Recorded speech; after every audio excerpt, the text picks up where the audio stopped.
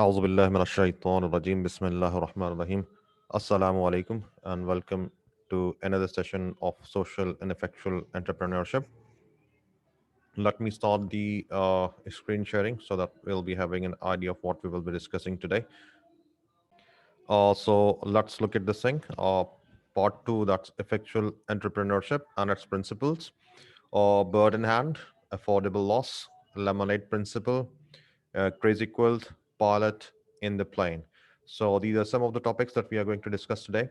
So let's move towards the part of the content that we'll be discussing, and this is this. So, what is effectuation anyway? So, as far as effectuation is concerned, effectuation basically, if we discuss regarding how the basic entrepreneurship is different from effectual entrepreneurship, is that it's the way the effectuation works. Effectuation is a way to describe how successful entrepreneurs think. It turns out that successful entrepreneurs think differently about the world than others, and it is by studying these differences that we can learn what makes some entrepreneurs more likely to succeed in the real time being or in the real life. Uh, a featured research content what makes entrepreneurs entrepreneurial by Sarah Saraswati, Dr. Sarah Saraswati. She is one of the leading researchers in the field of effectual entrepreneurship. So it was the first work that explored how entrepreneurs think differently. In the note, Saras detailed how, in her groundbreaking entrepreneurial research, she interviewed over 30 highly successful entrepreneurs that had built companies with revenues from 200 million to 6 billion. That's huge figure. And all of them, in fact, most of them had to go through 17-page problems at over 2 hours that involved describing how they would bring the same specific product to the market. She was observing how these experts entrepreneurs think about starting a venture and if there were uncommon threads among them. So, after rigorous analysis, Dr. Saras Saraswati was able to identify and distill an emerging entrepreneurial mind, a way of thinking about the world that all these successful entrepreneurs shared, and that was the starting of a new era or new dimension in the entrepreneurial school of thought, and that was effectuation. So the we can say that this specific thing is being put to the paper on as far as research is concerned by Dr. Sara Saraswati. So, as the newest discipline in the business schools, entrepreneurship has only recently come into its own as a teachable curriculum, with the finance, accounting, management, so on and so forth. There are many things which are being discussed and being taught in business schools. But relatively, entrepreneurship and specifically factual and social entrepreneurship is one of the most recently added content, although it was being practiced since many years back. But as far as teaching is concerned, the curriculum is concerned, it's relatively new. uh, so what does effectuation means anyway? First, let's start with what effectuation is not. Uh, Causation or causal reasoning is what drives the vast majority of managerial thinking today. It's the way we have been taught to think about most problems, or we have a defined goal and we are trying to achieve that. And we have to decide which of the various options at our disposal will allow us to best achieve that goal. What's static in this approach are our given means and our given goals. We are taught to start with the end in mind and and we have to figure out the best way to get there. And that's basically the limiting case or the limiting cause, that we have got finite number of solutions and finite number of possibilities regarding what we have to achieve. Or whereas if we think about the expert entrepreneurs, they think totally a different way.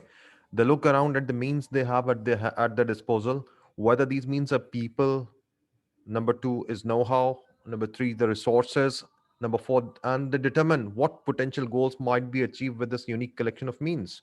That is people, know-how, resources, and potential goals. Additionally, the expert entrepreneur doesn't look at the means as static. They are continuously looking to expand the means at their disposal. That simply means that they are trying to evolve their business, they are trying to expand their resources, and they are trying to manage them to further expand exponentially. So that's how the effectual reasoning works out. The expert entrepreneur reasons effectually, imagining all the possibilities they can create in the future, and they should be controlled by them, obviously. It is this fundamentally different way of looking at the world that brings us to the first of the five key principles of the factuation. So let me read them out first for you, and then we'll discuss each one of them. Principle number one is the worldview, the control versus protection. Number two are the basic means what they have, that is bird in hand. Principle number three is co-creation, and that's the crazy quilt. And principle number four is affordable loss. That's focus on the downside. And principle number five is leverage contingencies. That's lemonade. And after that, we have to put it all together to have a working function, a working means. So let's start with the very first one. Principle number one is worldview, control versus protection. The managerial thinker the managerial thinker, the casual reasoner, or the person who is working with the daily routine life, they are the causal reasoners. They believe in the actual working of day-to-day functions, and they have fixed resources, and they are having fixed goals to achieve. So the managerial thinkers, the causal reasoner, believes to extent we can predict the future, we cannot control it. Yet that simply means that they are thinking in the way that we have to extend what we can to the specific goal that we are going to achieve, uh, and gets busy focusing on the prediction. The causal reasoner loves market research, financial models, and other tools that increase their perception of control by helping them predict an unknown future. Whereas the expert entrepreneur, the factual reasoner, thinks differently. They say that to the extent I can control the future, I don't need to predict it. I will make things happen. I will make things change. I will try to evolve my business. I will try to have more features in my product or whatever they are. They try to evolve things. They try to expand content, and they try to create further resources that could be utilized in the business. Or the expert entrepreneurs use market research and long-term financial forecast, expending none to their valuable energy on protecting the future. So why would they? The factual entrepreneur is rooted in the belief that the future is neither found nor predicted, but rather being made by them. The factual entrepreneur knows that they alone are able to create their own future. That is not something that happens to them as they stand idly by. Or many entrepreneurs choose their path because of this worldview. Whether they realize it or not, they want to be their own boss and take personal control over their own destiny. This control allows them to work on what they want, when they want, where they want, how they want, and with whom they want. 5 WH: who, what, when, where, and why. So that's a basic 5 W and H that they are basically focusing on. They are the pilot in the plane. They can steer the aircraft wherever they want to go. They can change the dimensions, they can change the directions, and they can change the diversion flow for the business and for whatever they are working for. As any of the venture progresses, there are times when effectual reasoning is the best method, but there are different times as well. And sometimes the other things works as well. That is, and sometimes you can say that it works other way around for sometimes. Sometimes the causal reasoning is more appropriate. The expert entrepreneur doesn't rely exclusively on effectual reasoning, but he or she is able to realize or utilize both methods effectively, given the needs of their venture at any given point in time. Uh, So after this discussion, we can conclude that the question is altered to how do we control the future that's not being predicted. This leads us nicely to a second principle of effectuation, that is bird in hand. That is what are the current means we are having, what are the current resources that we control, and how we can utilize them. The bird in hand principle of effectuation poses the effectual entrepreneurs to start by looking at the resources at their disposal to determine the various futures they can create. That is, they can venture with different people, they can start something new, and they can add certain new features to their specific product or service, whatever they are providing. And instead of having a predetermined end in mind, they can co-create, they can go for further certain means that they could have with other people. Those resources are basically available with other people, and they can let them join with them. So specifically, they look at three meanings. That the very first thing is who they are. Number two, what they know. Number three, who they know. If an entrepreneur can leverage all three of these elements effectively, they maximize the likelihood of their venture succeeding. So let's discuss a real life example regarding the principle. This is the principle number two. I've gone through this thing over certain, I don't remember, a certain book or certain internet case study, and that was Scratch Labs. The example was of Scratch Labs. Alan Lim was a person who was responsible for starting this thing, and Alan Lim is the founder of Scratch Labs, and Scratch Lab by itself was a nutrition company.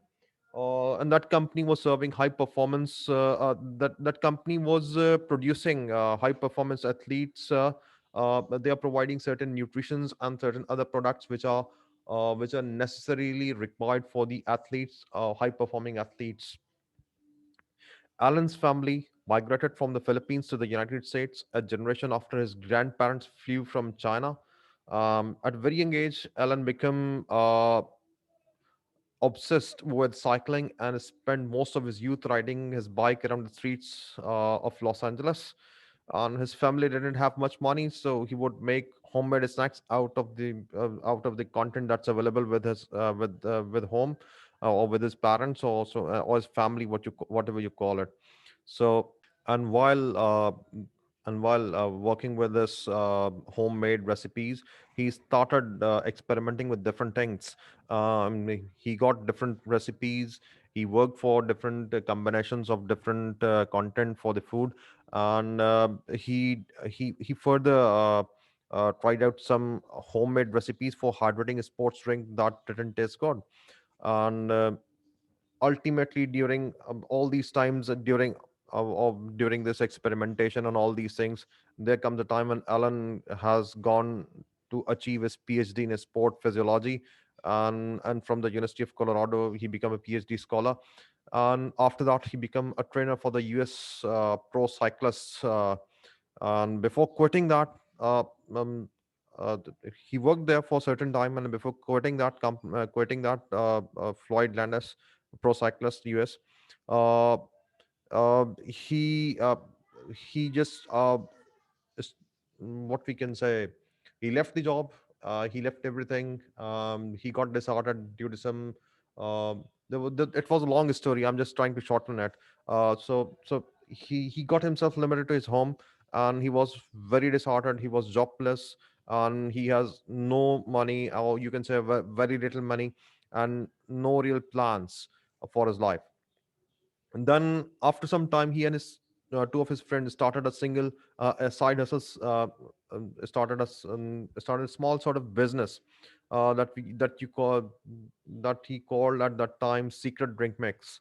They were formulating out of the Allen's kitchen.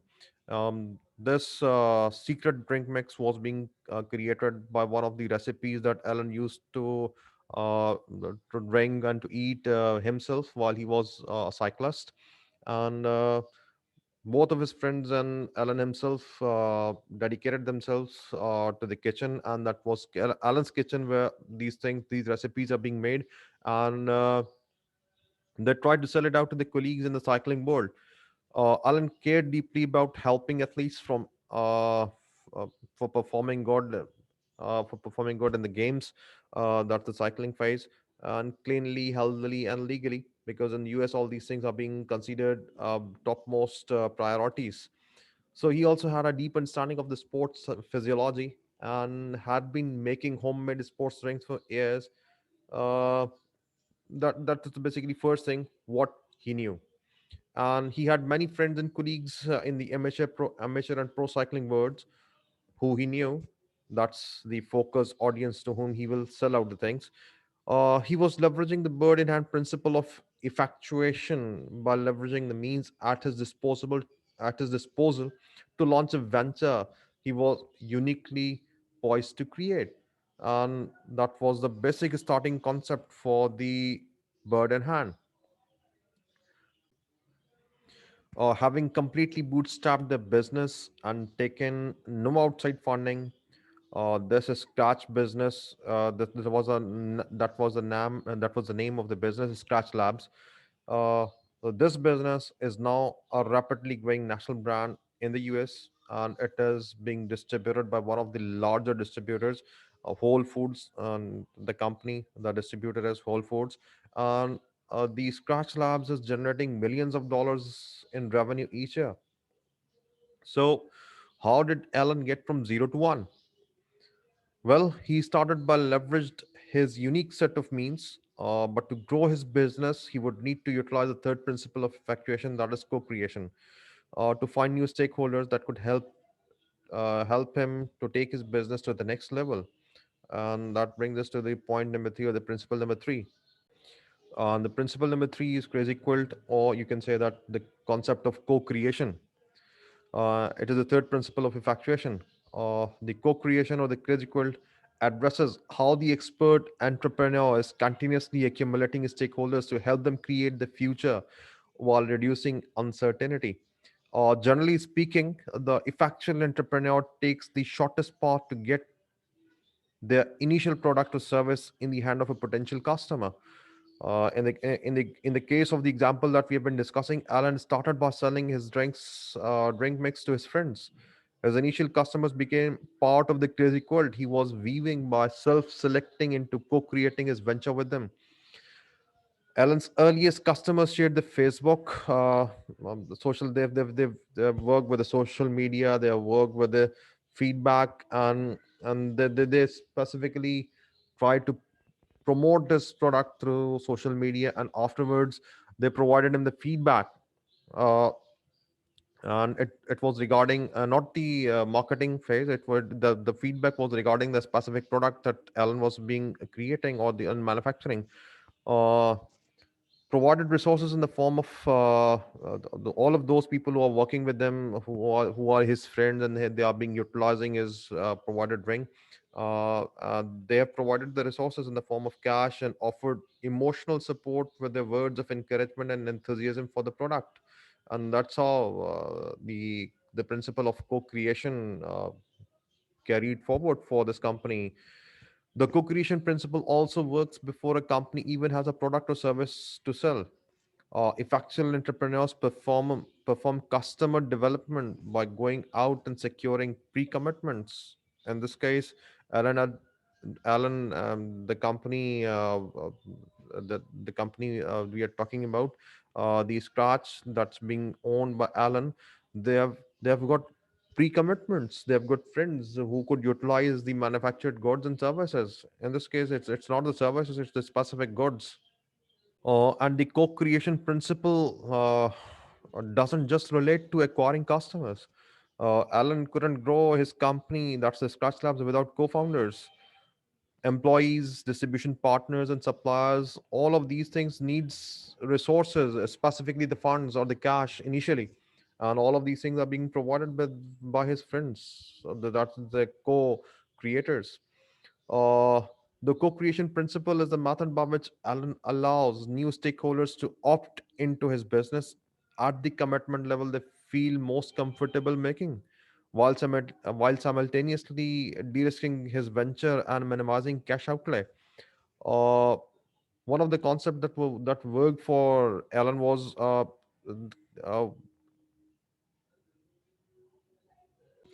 Alan asked himself, "What would it take for you to become a part of my venture?" That's the concept in his mind that he asks every time to his partners or the friends.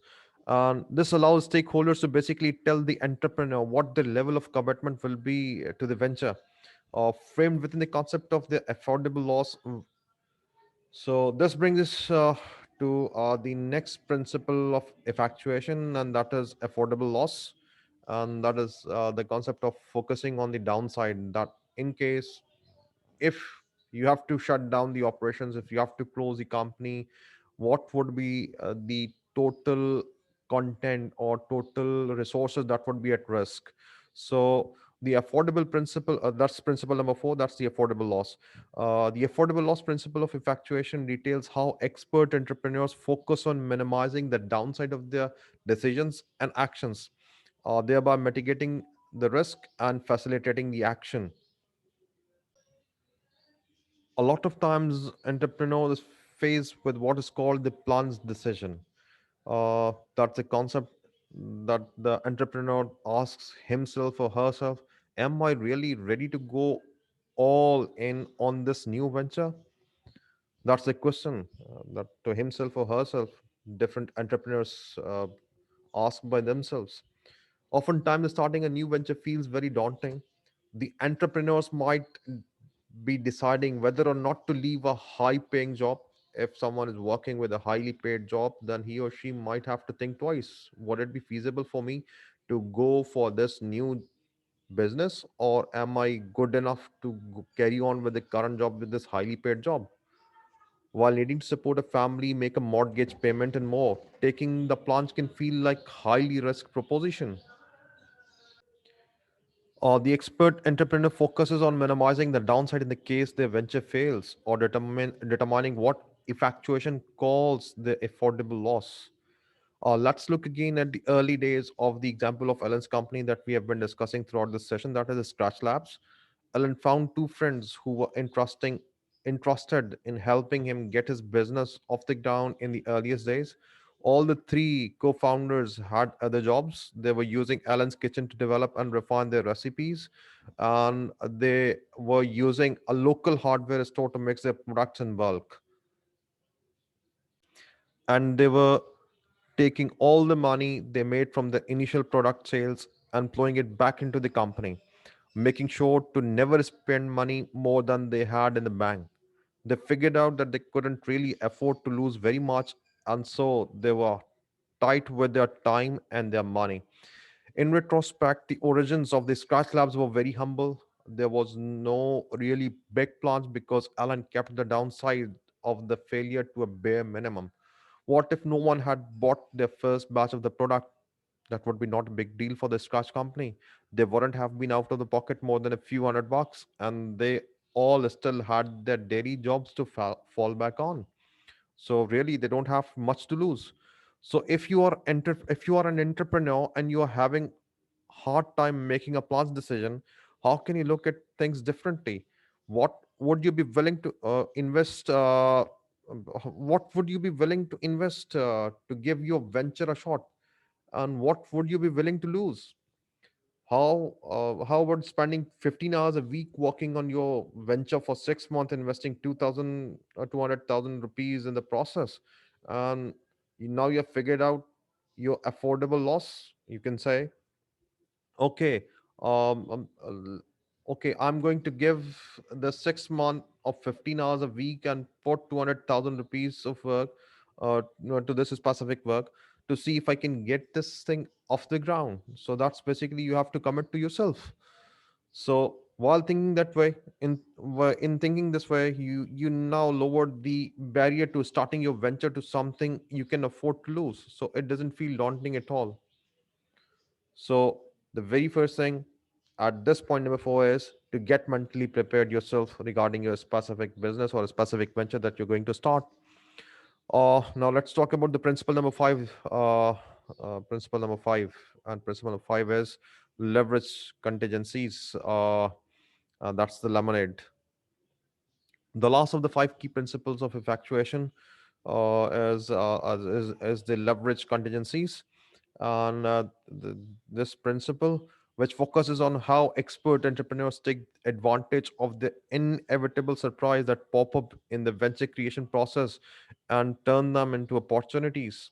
So uh, let's discuss an example. A great example comes from the origin of Stacy's pita chip. Um, a few decades back, there was a lady, Stacy Madison, and she was working with a highly paid job, and she became sick of a corporate job and decided to follow her passion for the food.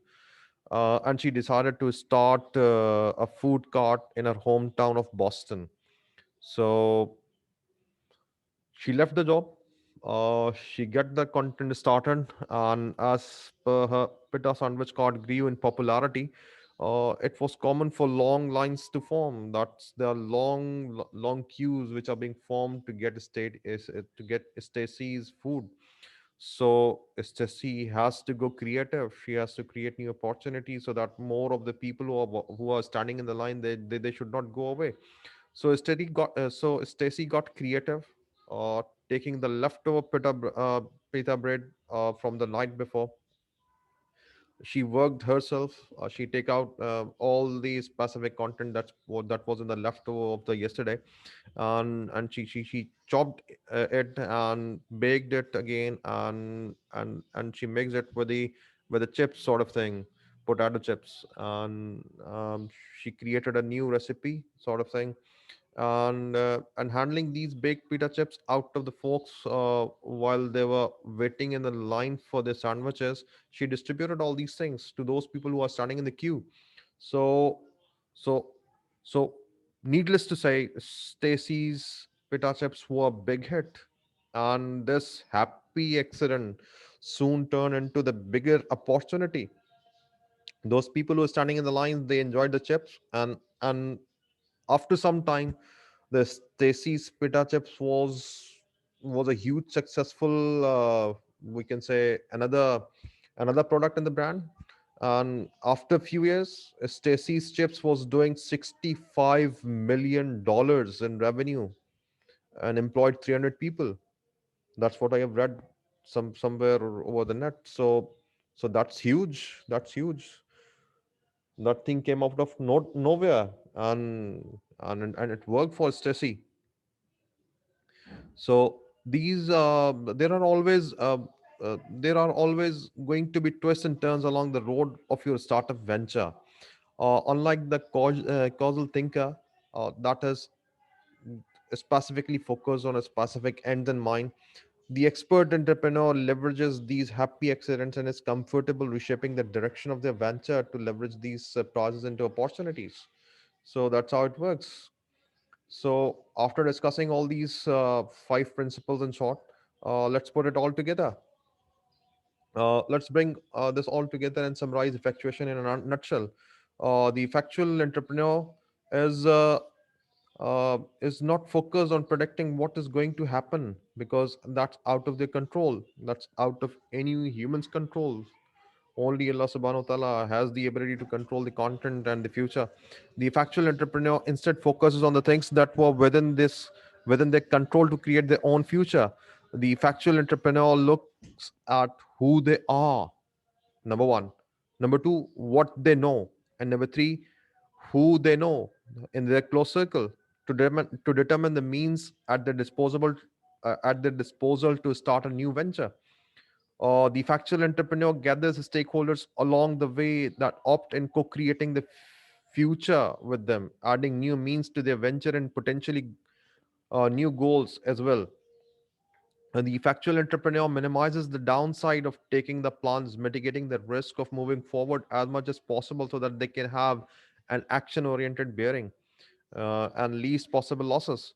The factual entrepreneur embraces surprises and accidents, understanding that sometimes those surprises can become their biggest opportunities. So that's the basic concept of core of the effectuation. So let's stop this. Let's conclude this session with this small discussion, and I'll be up again with the next content um, in a short time.